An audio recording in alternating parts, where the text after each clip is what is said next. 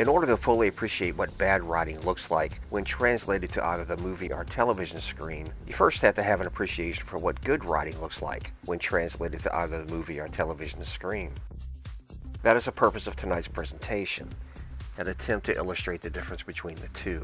In order to do this, there are two painfully obvious targets available as vehicles to properly illustrate the point: She-Hulk and the Rings of Power. To begin, however, a bit of foundation. Over my time as a content creator, I have become aware of a number of truths in regard to viewers of any broadcast media. These are again best illustrated by use of the decayed husk now known of as the She-Hulk Disney Plus series. Those whom defended the She-Hulk miniseries did so for one of two primary reasons. One, they didn't have any other choice. For those in this category, support for and defense of any film or television show like She-Hulk is an ideological matter, and when ideology is involved, the actual content of such a show is immaterial. She-Hulk featured a strong female character, surrounded by stupid, incompetent, sexist, and/or misogynist men. Therefore, it was amazing and couldn't be criticized. Two, they don't know any better. Again, in order to fully appreciate bad writing, you have to first read and study good writing. Robert Heinlein and Elie Wiesel were good writers. Michael Bronski and E.L. James are not. This principle applies to film and television as well. The writers of Star Trek the original series, with a few exceptions, knew what they were doing. The writers of Star Trek Discovery don't, and are simply promoting an agenda. We are the Borg. Lower your shields and surrender your ships. We will add your biological and technological distinctiveness to our own. Your culture will adapt to service us. Resistance is futile.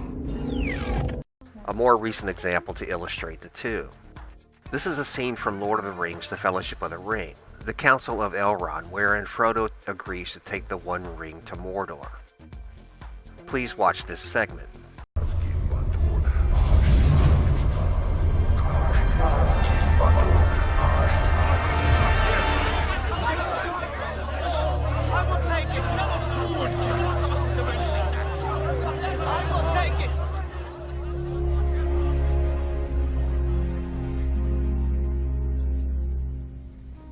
I will take the ring to Mordor.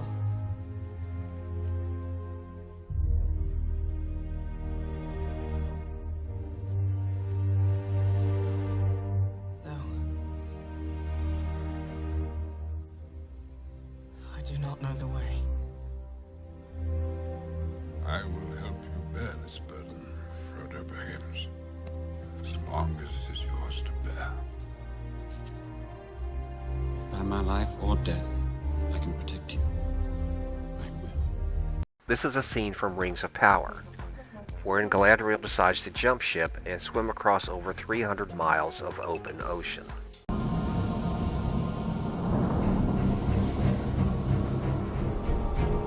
Give me your hand.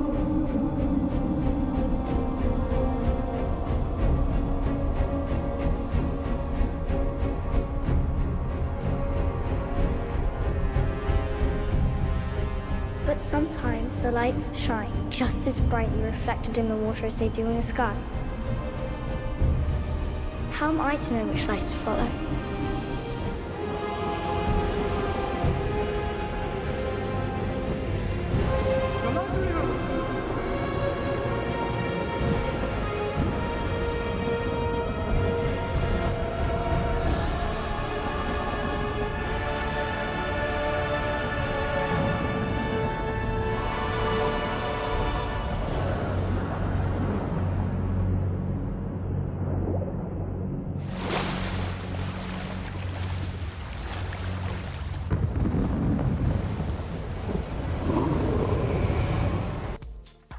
To compare and contrast the two scenes.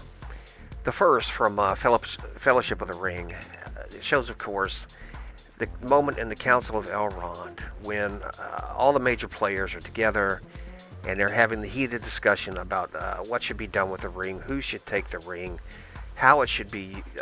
Some are advocating that it be used, like Boromir. Others are insisting that it be destroyed, like Gandalf and Elrond.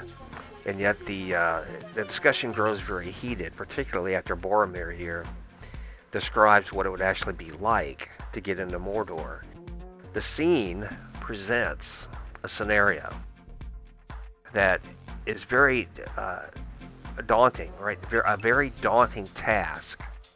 That, to use Boromir's words, not with 10,000 men could you do this. It's mere folly to even think about it. Now, those are well-written words, to be sure. But underneath, it sets up a moment for Frodo to step up and become the central protagonist of the tale. It's not something to be taken lightly, and he realizes that. It's written to give him a moment of doubt, to give him a moment of hesitation, to give him a moment of trying to decide whether or not he can do this. Does he really want to do this? But then he realizes that he needs to do this because he's the only one who can. And all of that can be seen on the actor's face as the scene progresses. And it's written that way. It's written that way to provide this moment, and it is a cathartic moment. Here on Gandalf's face, you can see it. It is a cathartic moment when Frodo steps up and takes it. However, he knows he can't go alone, and that's what he says here next. That, he does not know the way. And by saying he does not know the way, what he means, of course, is that somebody's going to have to go with him. He cannot do it alone, and that is a central point I want to make here. He cannot do this alone, and thus it gives the other major players a chance to step up and be part of the quest, to lend their aid and indeed risk their lives to see the accomplishment of this mission. So again, it is establishing a group, it is establishing an ideal, it is establishing a goal within the story, and this is what good writing, when translated to the screen, looks like. It is a powerful, well-crafted scene set within a powerful, well-crafted movie, which only serves to enhance the overall plot, the movement of the plot, the advancement of the story, and of course, character development. Now compare that to this scene from Rings of Power, Lord of the Rings, Rings of Power. This is from episode 1. Galadriel and some fellow elves are on a ship, and your standard sort of elf ship there, with no way to power it except the wind, I suppose. But they're headed home, and once they pass through the aperture that's going to appear here in a moment, there's apparently no turning back. They're stripped of their armor in a ceremonious fashion, of course, but they're stripped of their armor. But this is a moment where Galadriel attempts to rationalize what she's doing. Does she want to leave Middle-earth and leave her task undone, I suppose? That's what she's sort of ruminating about in her mind, is that the task she set herself on, which is articulated later in the series as eliminating the entire orc race from existence, and defeating the evil, which is expressed in the form of he who shall become Sauron later. But is she going to leave all that behind, or is she going to go home with the elves? Okay, that part of it you can kind of understand. The problem here, and the way this scene is written, and the way this scene is constructed, is that internal debate that Galadriel wages with herself, that internal debate could have been done before she got on the boat. They could have filmed this scene before she got on the boat and sailed out to over 300 miles out into open ocean. Then it would have at least made sense. It would have made contextual sense in the flow of the story that she's having these questions, she's debating these questions within herself at a point where she can logically do something about it. If she refuses, and the scene could have been just as dramatically filmed, as she refuses to step on the boat while all the other elves are sort of like, they are here, they're sort of encouraging her. This guy wants her to take her hand so that she won't miss out on this experience. All that could have been filmed before the boat set to sea, and it would have been just as, or even more so, it would have been much more exciting, much more dramatic, much more logical than this idiocy, where she just jumps out into the ocean and she's going to swim back over 340 some odd miles to Middle Earth across open ocean. It's just, it makes no sense. And in other words, it drags the plot to make a ludicrous point, because that scene was just carried out far too long as it was. Now this scene is also just as poorly as the one prior, because out in the middle of the open ocean, she just happens to come across a raft with some people on it, which then just so happens to get attacked by a sea monster. And I tried to find Jar Jar Binks saying big sea monster here, but I couldn't find it on YouTube. But anyway. Oh no, it's a big sea monster. And it just also so happens to have, he who will become Sauron on it. And the sea monster, of course, is written to be calculating here. It waits until Sauron separates his part of the raft from everyone else to attack, and then smashes all of them, leaving the two of them out alone so that they can have their big conversation a little bit later on about becoming king and queen, and arguing with each other, and revealing aspects of their characters, because this is episode 2, I believe, so there's development to be found here, or at least to be attempted, let's put it that way. But again, all of this is contrived, all of this is trite, all of this is contrived, all of this could have been done without the illogical and just ridiculous setting of all of this occurring by happenstance on the open ocean. Now, as it says here, bad screenwriting is easy to lampoon. And I've got a couple of examples here that I want to play for you. Elf workers, taking your trades. They took our job! They took our job! They took your job! Took your job! The queen's either blind or an elf lover. They took our jobs! Took our job! Or are you a castaway, grasping for a handhold in a tempest? There's a tempest in me!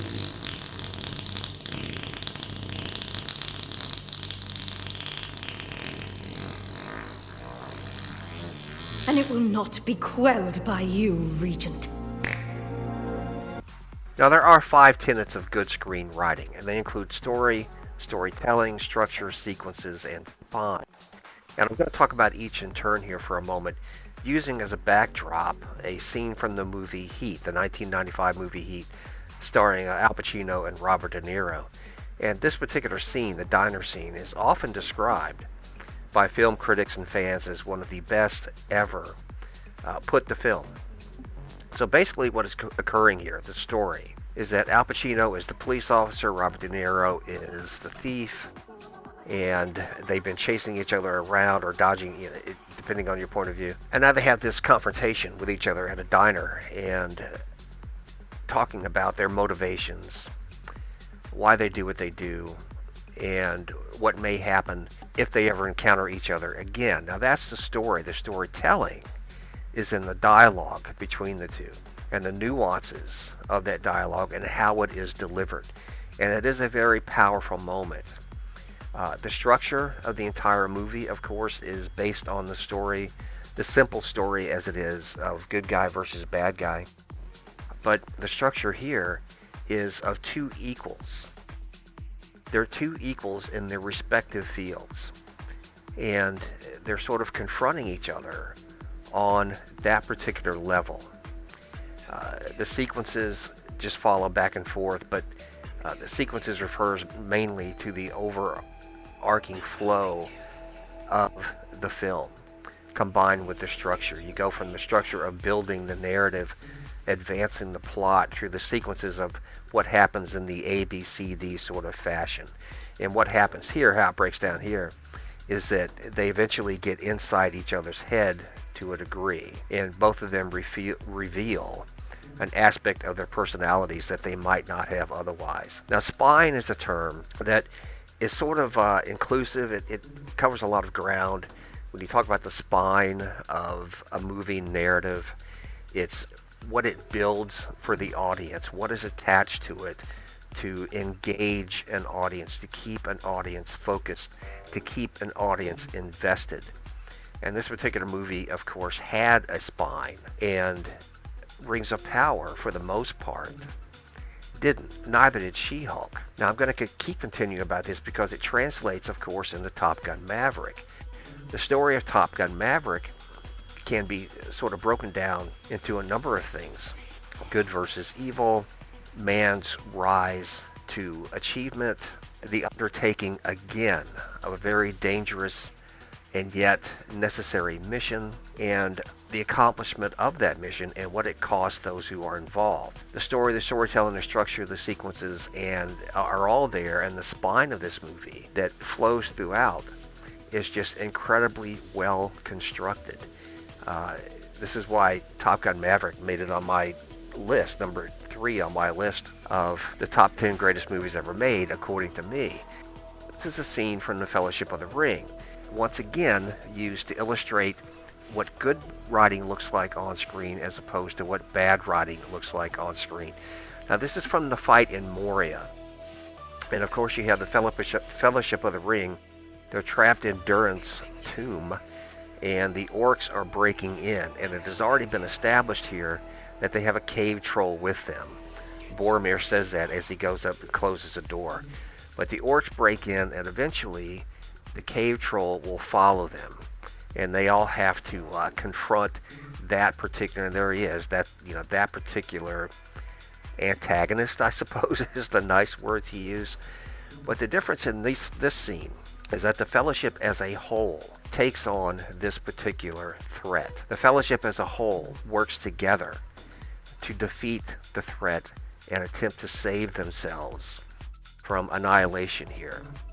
And the nuance of the scene is just absolutely brilliant, down to the moment when the troll actually dies, and the manner in which he breathes his last actually evokes sympathy from the viewer for the troll. Because if you pay attention to the entire fight as you go along, you do get the sense that the troll here is not here by choice. The troll would rather be out doing troll stuff, but was all chained up and drugged to the fight by the orcs and set upon these guys as adversaries.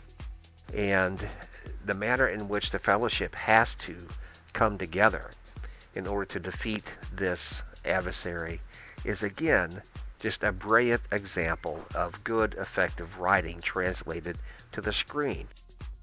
Okay, well, lo and behold, we have an example of just the opposite of that.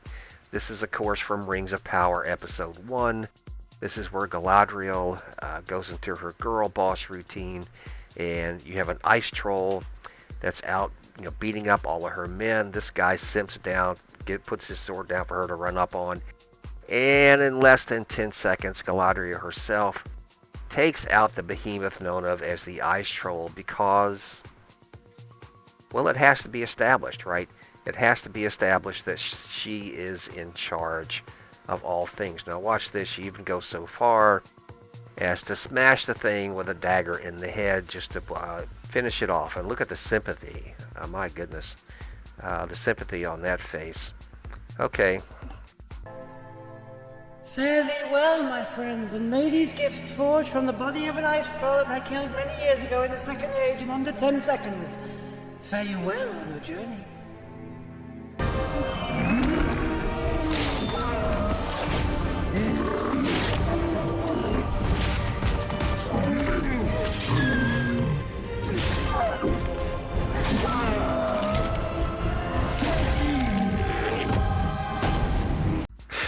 Oh my goodness, as I put here at the end of the video, when I first published this, the video I took this from was 6 times longer than it took for Galadriel to kill an ice troll in under 10 seconds. But this is not the only parody. A lot of people are getting in on the bit.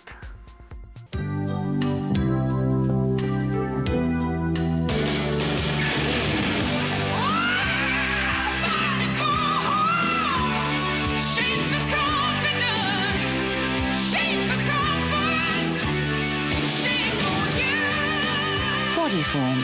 Narrow at the back for comfort, wider at the front for absorbency. Uniquely shaped for total confidence, even on your heaviest days. As I said before, some characters are just so easy to make fun of. But yes, Galadriel is a psychopath that is very well established in the show. And this is a screenshot of a discussion, an argument, I suppose, that I got into on the off-topic page of the Return of Reckoning Discord, where I brought this up because I talked about this on a previous podcast. And I used the term girl boss psycho to refer to Galadriel, Helena Shaw, and Rey Skywalker. And in return, I got an emoji, the ultimate, the absolute epitome of intellectual response from certain people. An emoji, oh my god, that really destroyed my argument, but it's true. Watch this scene from Rings of Power. After all you have endured, it is only natural to feel conflicted. Conflicted? Did you see the facial tick? When Elrond says she's conflicted, look at the facial tick here, and I froze this in a moment, just to show the response. Now, you can't say this is good acting, fine. But my god, if that is not psychopathy, I don't know what is.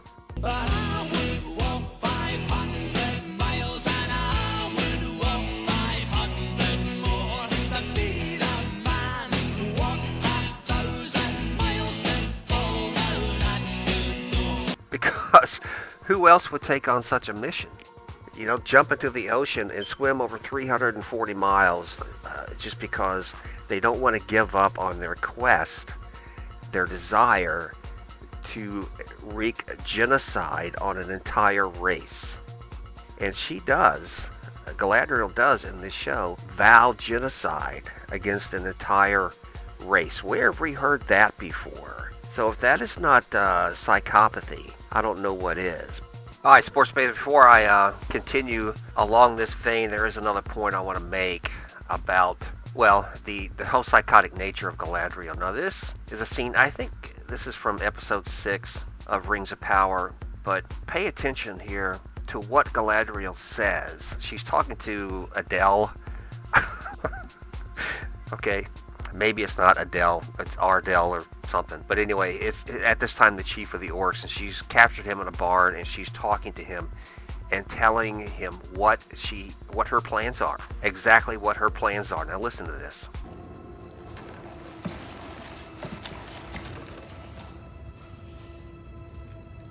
No. Your kind was a mistake. Made in mockery. And even if it takes me all of this age, I vow to eradicate every last one of you. But you shall be kept alive, so that one day, before I drive my dagger into your poisoned heart, I will whisper in your piked ear that all your offspring are dead, and the scourge of your kind ends with you. That is sheer psychopathy. Galadriel is telling this guy, the leader of the orcs, that before she breathes her last, before she's finished, she will eradicate his entire race. Now that is exactly what she says. She will eradicate his entire race except for him, so that she can tell him before she drives the dagger through his heart or whatever, they're all dead. I killed them all. I killed all the orcs, all of them. Every last one, I killed them all. Again, where have we heard that before?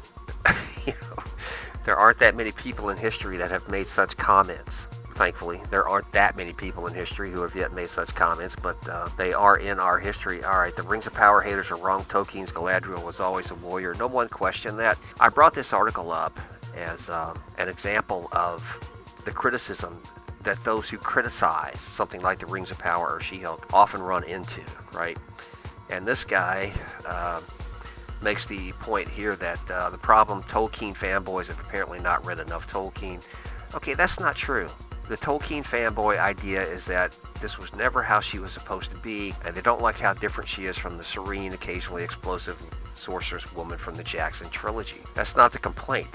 The complaint is that Galadriel in the Rings of Power is a frackin' psycho.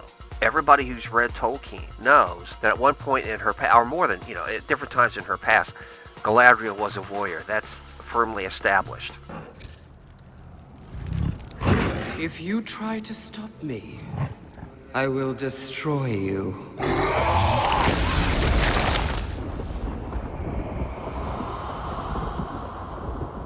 Both in reading the Lord of the Rings trilogy and in reading the Silmarillion. There's no question about that. That's not the issue.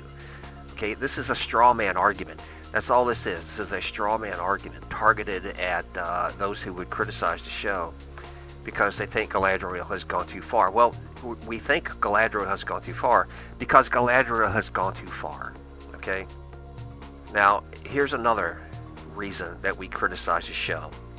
Alright, watch this scene for a moment.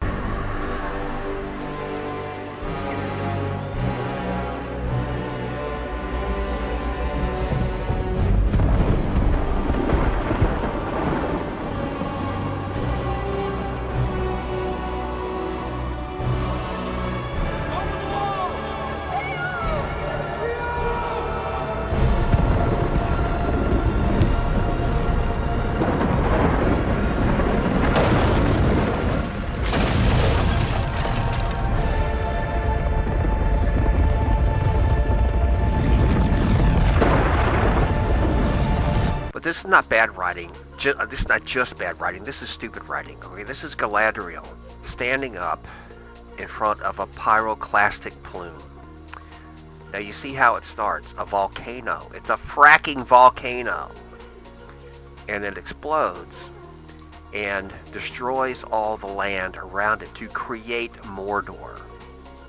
That's what's going on in this particular scene, is that Mordor itself is being created.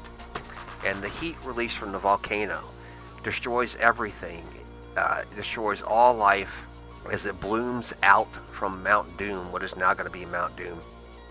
It kills everything except, of course, the girl boss psycho known as Galadriel, right? She just kind of stands there and lets it consume, lets it just flow around her because, of course, it's not going to bother her. Now, this is why people criticize the show. It's not because Galadriel is a woman. It's not because she's a strong female character. She was a strong female character in the Peter Jackson films. People are criticizing this because it's stupid. And then finally, one more. Okay, one more.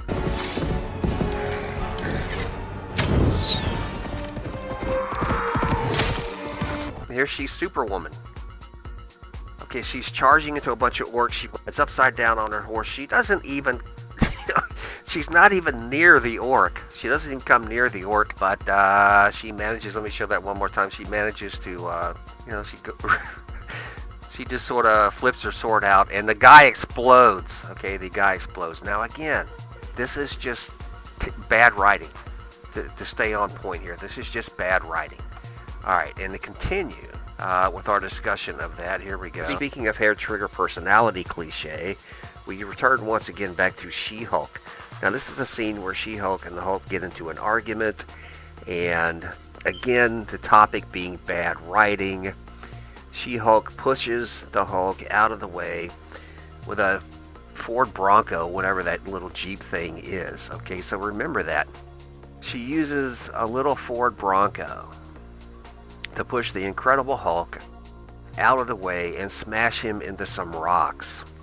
And then, of course, the fight is on, right? And who eventually has to win this fight in context of the show? Because, again, what they're showing here is the Hulk, who's an experienced at battle by this time, right? He's been through the whole Infinity War saga. And he uses a move against She-Hulk, but in typical MCU fashion, she turns right around and becomes better at it than he is immediately. The stuff, it gets old fast. I suppose that's the point.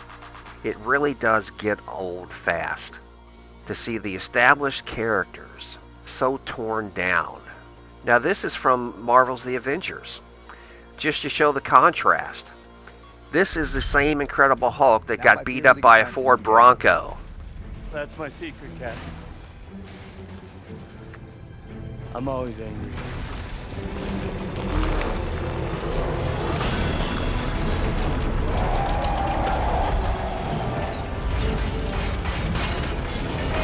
Now again, in context of Marvel superhero or just superhero movies, this scene is one of the greatest ever filmed.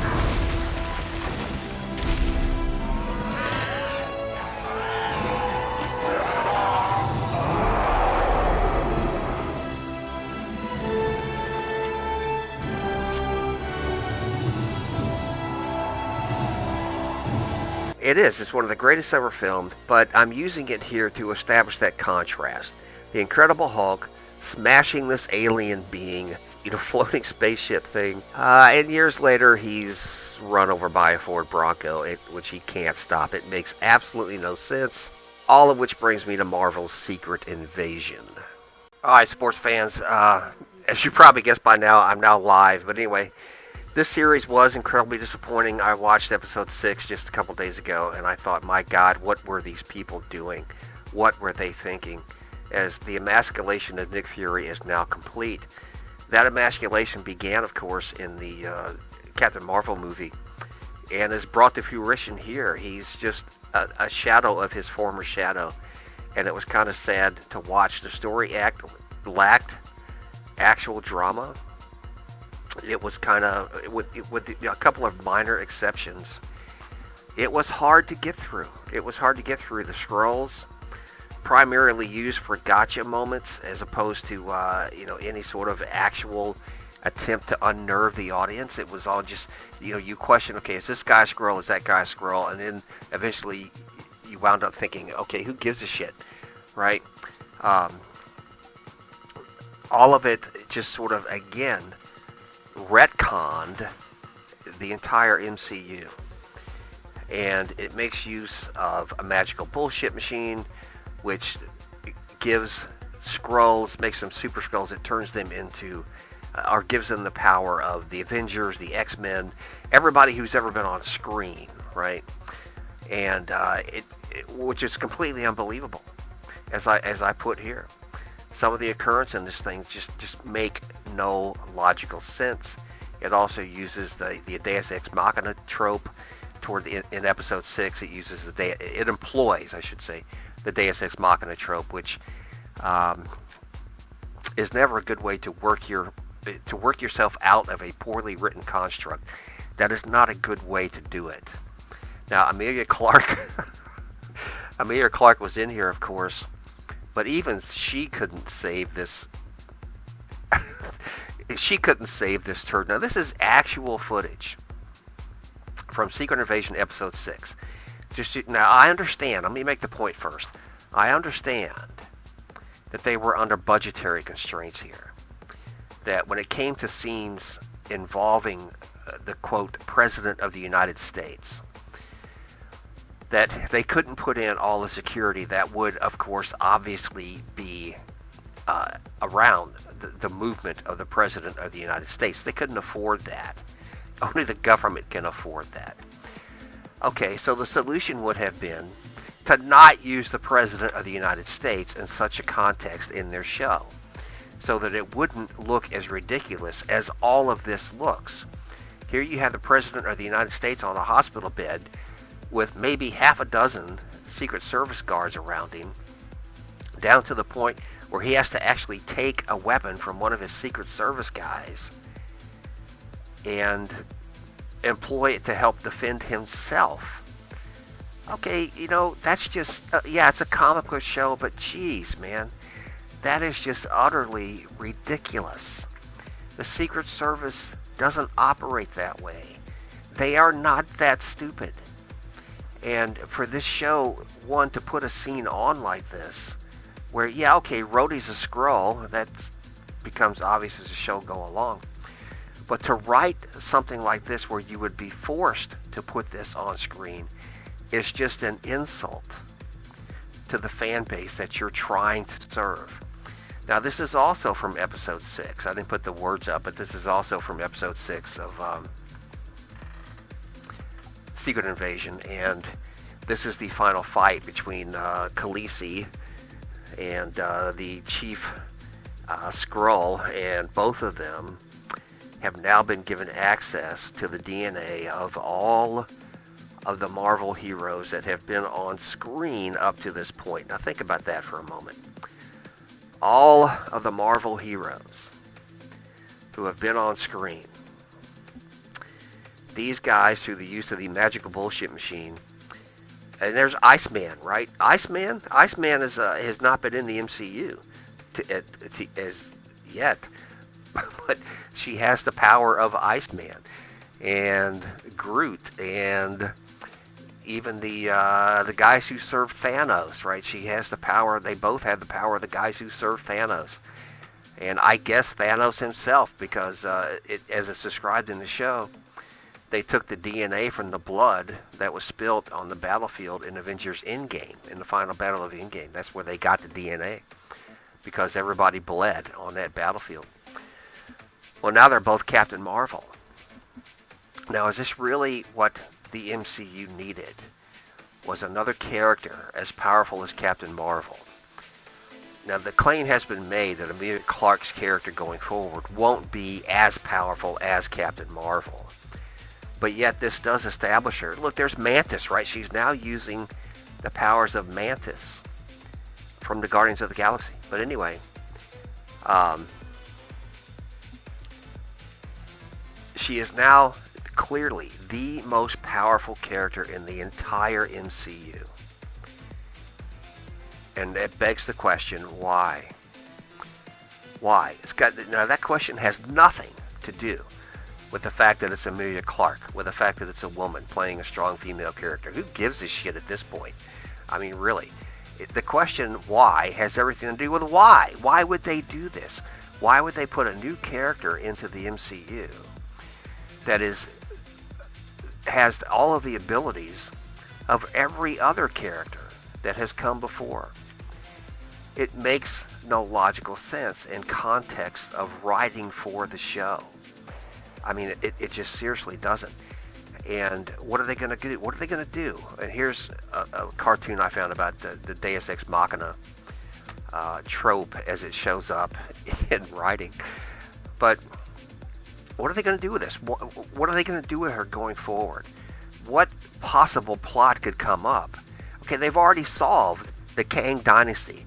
The whole Kang Dynasty story that's supposed to come up in Avengers 5. There's your answer. Emilia Clarke. You know, you just send her in, and she whacks Kang over the head with her Captain Marvel powers or her Thanos powers or whatever, and it's over. And the level of self-destruction in the writing that was put on the screen is just amazing. Secret Invasion finale featured a radioactive plot hole that seriously needs explaining. I'll talk about that in a moment. But Maria Hill was a good character who's the only one that was killed off. I made the prediction back when I talked about I did my trailer breakdown for this show. I thought Rhodey was the one who was going to die. As it turns out, I was wrong. It turned out to be Maria Hill, but anyway. Episode 6 of Secret Invasion had an 8%. Rotten Tomatoes score, 8%. Okay? I have better ratings than that. Alright. Marvel's Secret Invasion suffered from implementing illogical plans and events, underutilizing characters, missed opportunities, and gaping plot holes. Now that's true. There are gaping plot holes here, one of which is, well, let me talk about this first, and actually let me pause this for a moment. I can fix this in post, but whatever.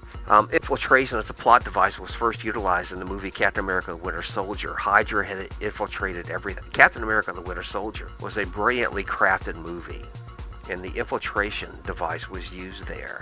Hydra had infiltrated politics at its highest levels, business at its highest levels, and was all set to implement their master plan, except that Captain America showed up and sort of unsettled. The unsettled refugees trope was utilized in Falcon and the Winter Soldier.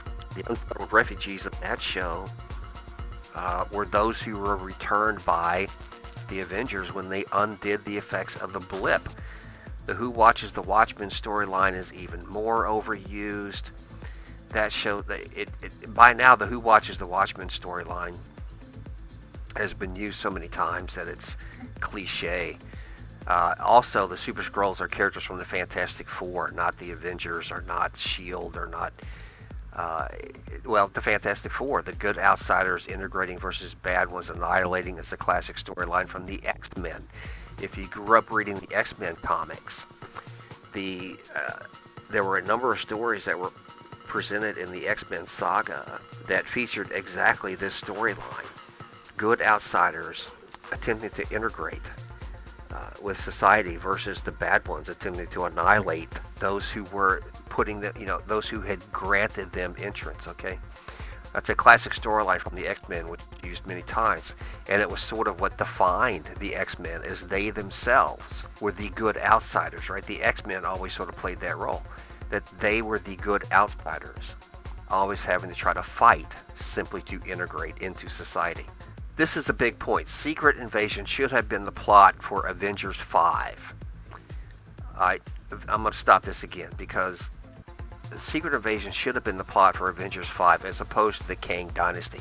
By this point, nobody cares about the Kang Dynasty anymore, because the actor they hired to play Kang is in so much personal trouble that he's now box office poison. I've talked about that before, but he's now box office poison. And for a 6-episode miniseries on Disney Plus, this plot would have been far better served had Secret Invasion been the plot line for Avengers 5. Because all throughout Secret Invasion, they kept dancing around the issue. Where are the Avengers? Where are the Avengers? And Fury has to say, I have to fight this battle alone. Yeah, okay, right. That, again, bad writing, a clear example of bad writing. Alright, up next, Ms. Marvel had a 98% rating, What If 94, all the way down to the bottom, Secret Invasion, 57% viewer rating. In other words, it captured 57% of the viewership on Disney Plus. And the final episode of Secret Invasion only managed a 13% score on Rotten Tomatoes. When I first looked at it, it was 8. It had gone up to 13% on Rotten Tomatoes. That's pretty bad. So Secret Invasion was a giant disappointment, and I talked about Secret Invasion before. When the trailer came out, I did a podcast about Secret Invasion, a trailer breakdown, and I had great hopes for it. I really did. I had great hopes for it, and those were all trashed. And it's a shame to me that an actor like Samuel L. Jackson would go from this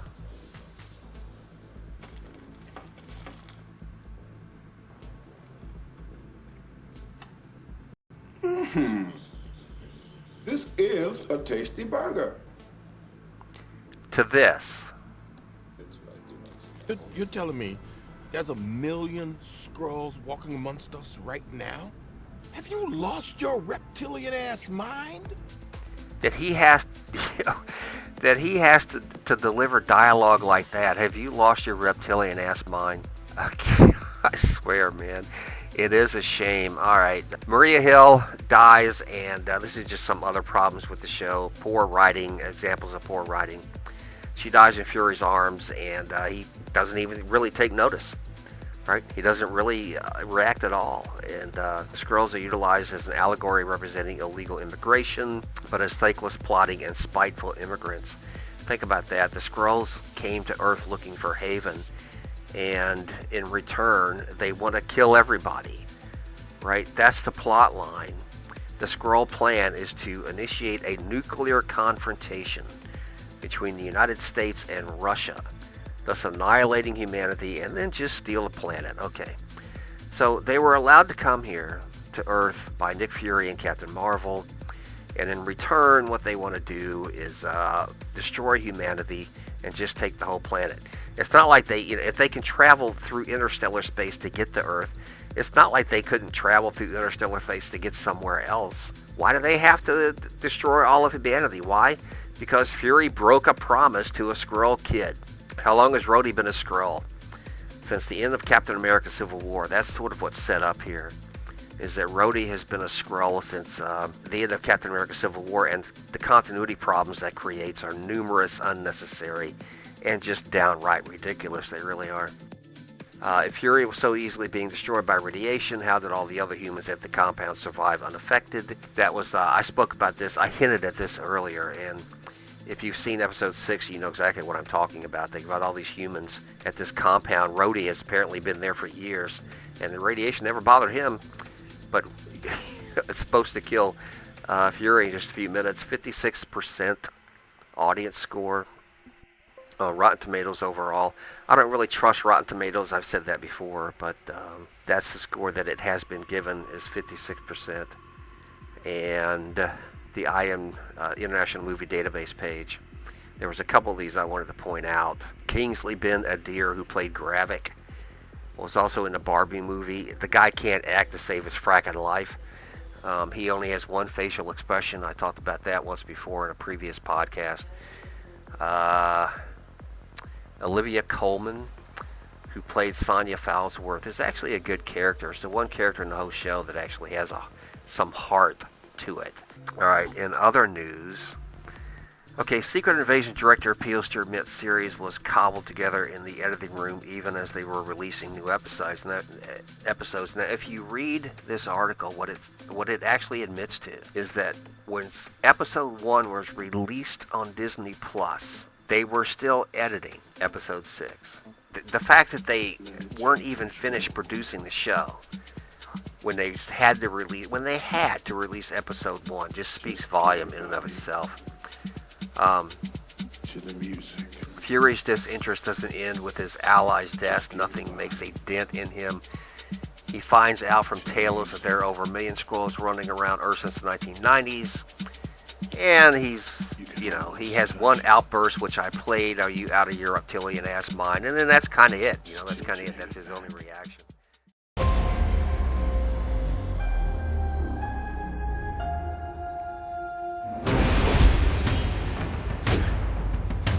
Parkour! 360!